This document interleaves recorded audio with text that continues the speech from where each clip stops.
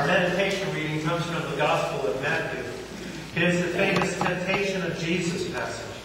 I read to you now from the Gospel of Matthew. This is Jesus' great test. After being baptized, before beginning his ministry, and after 40 days of fasting, we see this test. Then Jesus was led by the Spirit into the desert to be tempted by the devil. After fasting 40 days and 40 nights, he was hungry. The tempter came to him and said, "If you are the Son of God, tell these stones to become bread."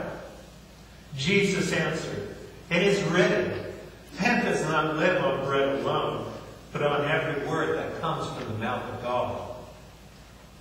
Then the devil took him to the holy city, had him stand on the highest point of the temple. "If you are the Son of God," he said, "throw yourself down, for it is written, he will command his angels concerning you. And they will lift you up in their hands, so that you will not strike your foot against a stone." And Jesus answered, "It is also written, do not put the Lord your God to the test." Again the devil took him to a very high mountain and showed him all the kingdoms of the world in their splendor. "All this I will give to you," he said, "if you will but bow down and worship me." And Jesus said to him, "Get away from me, Satan, for it is written, worship the Lord your God and serve him only." Then the devil left him, and angels came and attended to him. Let us pray. Dear Lord, I would ask that you would be with the meditation I share, the words that I bring, that they be your words, your thoughts.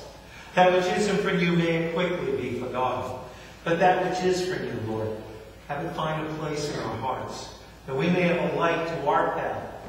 You made our ears, you made our hearts. You can bring this to pass. Open us up, O Lord, to your word.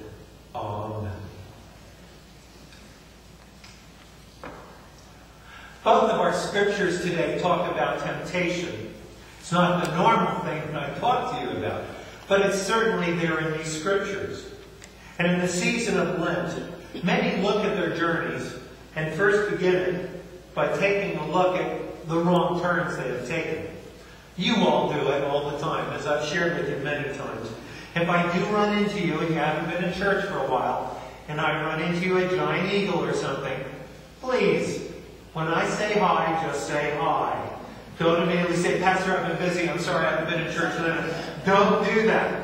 I'm not taking confession at Giant Eagle. Okay? We all have this whole sense of, oh, the wrong thing. Oh, it's the pastor. What have I done wrong? We all have that. It comes to us naturally. It really does.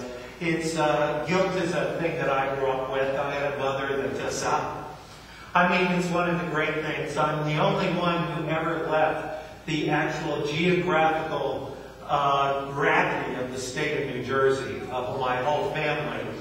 And my mother is one who constantly would call me as I went to McCormick Seminary and was studying for the ministry out there at McCormick. And she would say things like, "What are you doing in Chicago? Why are you still there?" And I said, "Well, I'm going to a Presbyterian seminary out here. I'm studying for the ministry."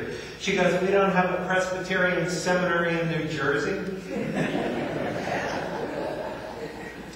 "I'm going to work in urban ministry, Mom." She goes, "We don't have urban areas in New Jersey." And it just goes on. And always my mother would end the phone call with the same words. "There can only be one reason for this," and hang up.